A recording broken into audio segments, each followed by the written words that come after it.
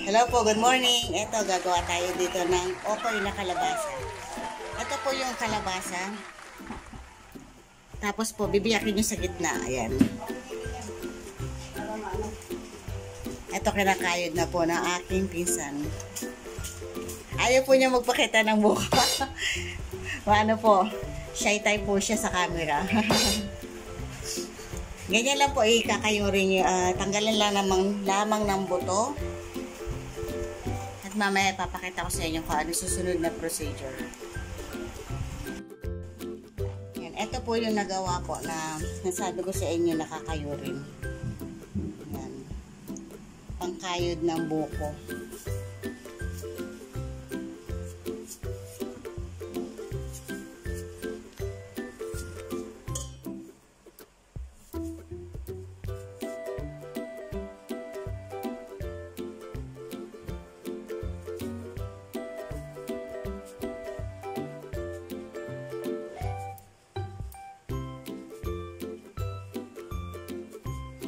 Balik.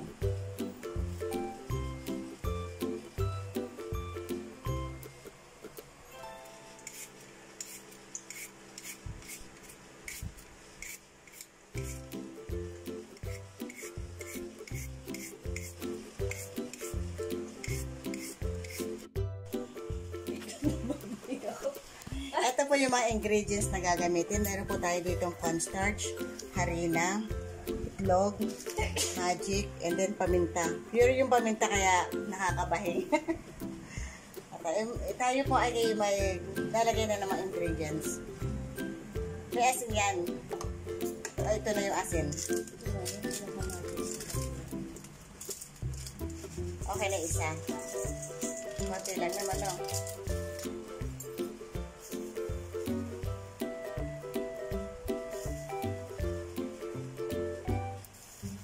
Sa ano lang po yan, tansyahan.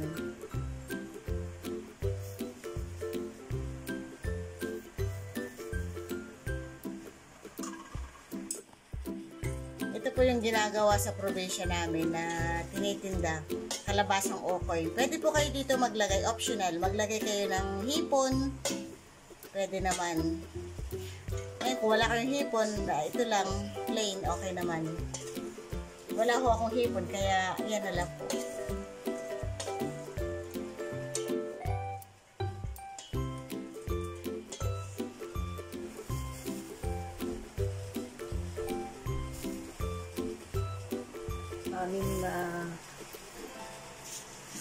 Taga-anim na kutsara.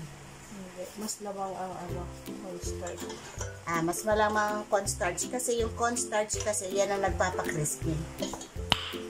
Nice. 6 yung cornstarch na kutsara.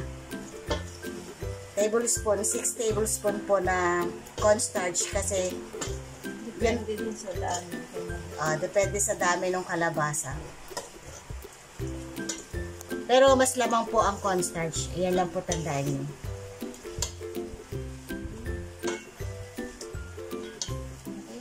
Okay na.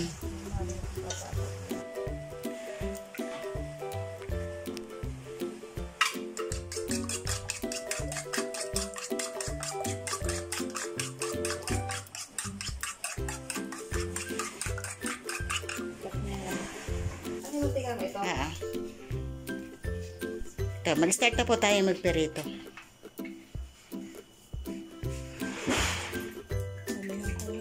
Lubog sa mantika po kailangan.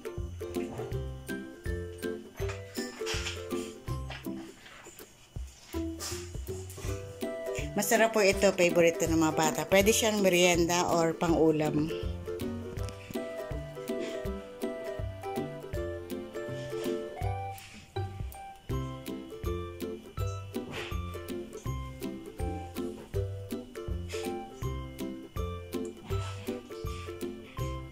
Kailangan po pabilog ang style niya. Tsaka hindi siya siksik. Hindi wag niyong sisiksikin para bumuhaghag. Ay, ito ba yan? Mainit pa. Mainit pa.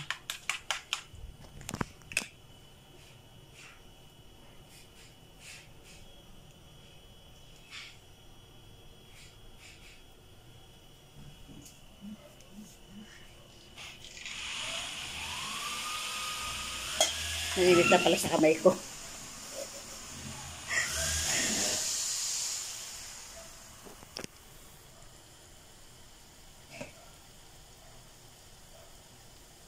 Hirap na mag-iba na kasi mahal. Dito.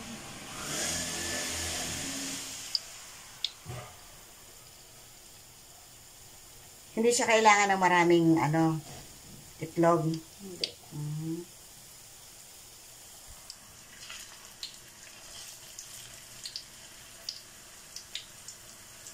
Ay, sabi ko mainit na dito. Akala ko mainit eh. Yung pala, yung apoy lang pala yung mainit eh. Yan. Kailangan po mainit na mainit yung mantika mo. Yan, same procedure lang po, paulit-ulit na ganun.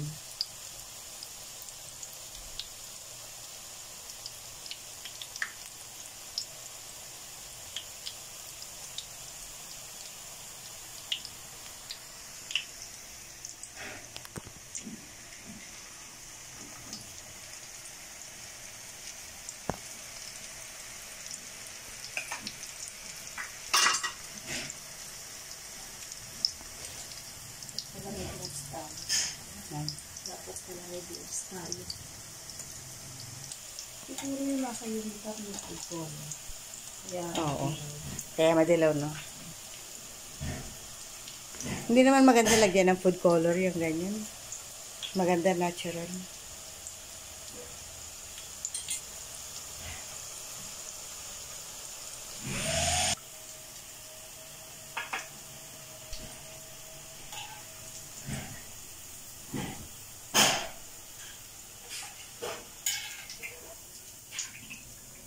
Sakto, meriendahan na.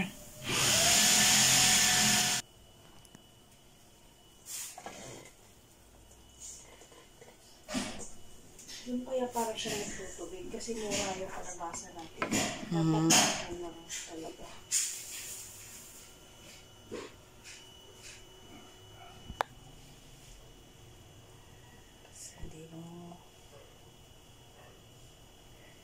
Hindi na inano, no? Hindi na ka natsara eh. Parang mas mabilis pa yung ganito.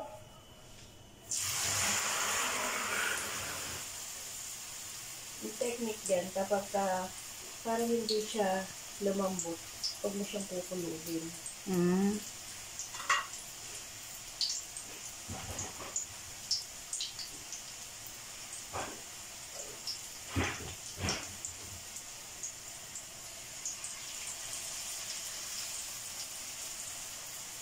Bango, no? Nakakagutom na. Kanina pa ako lunok na lunok eh. Lunok na lunok ng laway. Nagutom eh.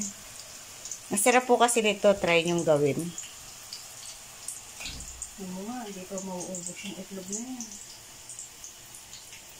Akala ko lalagay ihahalo. Hindi. Sasawsaw mo lang pala.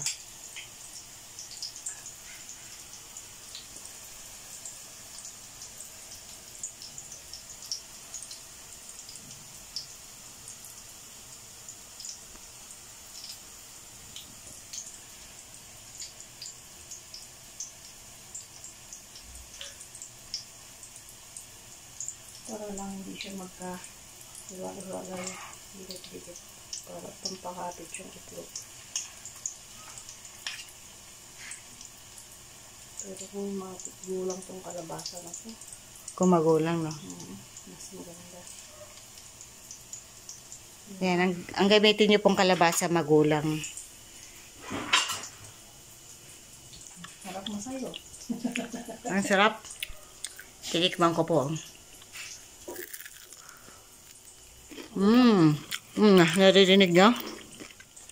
Ang sarap po. Ako na naunang kumain. Gutom na ako eh.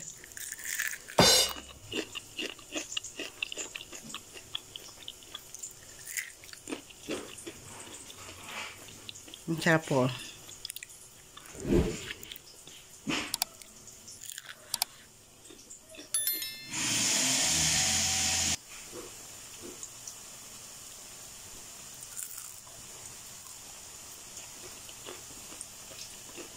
Kusama ko yung mukha mo. Hindi na. Ito po yung mga gagamitin natin. Meron po tayong asukal. Sa paggawa po ng sauce, asukal, suka, tsaka po tubig. Tsaka po itong ating sibuyas. Hiwain lamang po natin ng pa-cubes.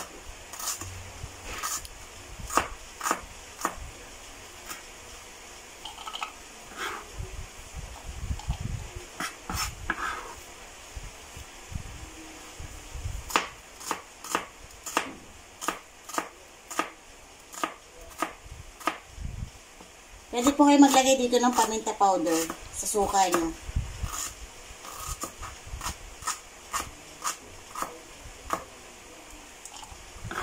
Okay na ganito karami, no?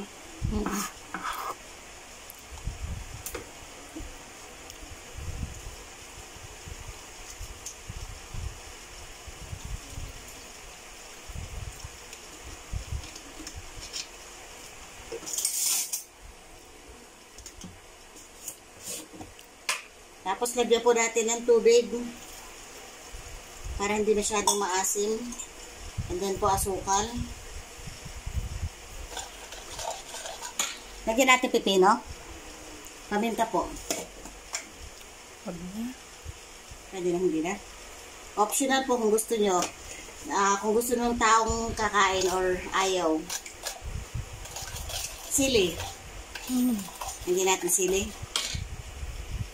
Ito po yung sili. Pwede po kayo maglagay.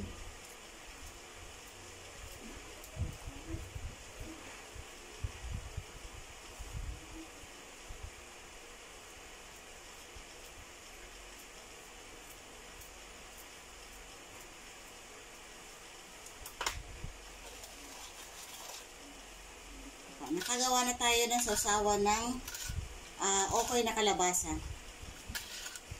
Kaya na po to. Ito po. Kainan na.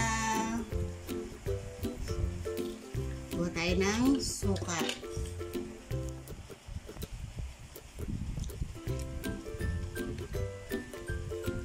So, tapos lagay natin dito sa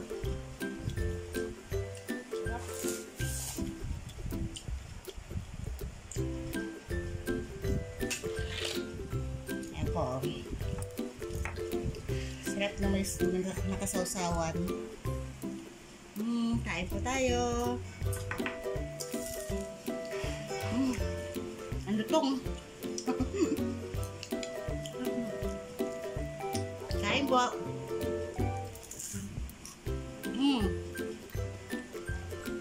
Naririnig niyo yan? Lutong, no?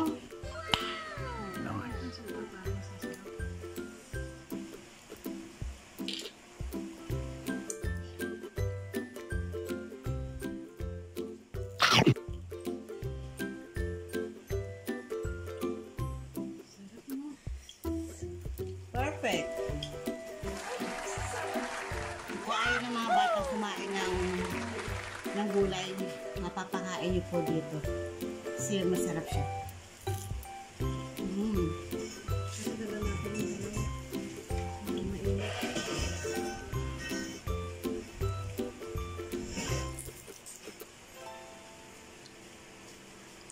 Yung pala sinado.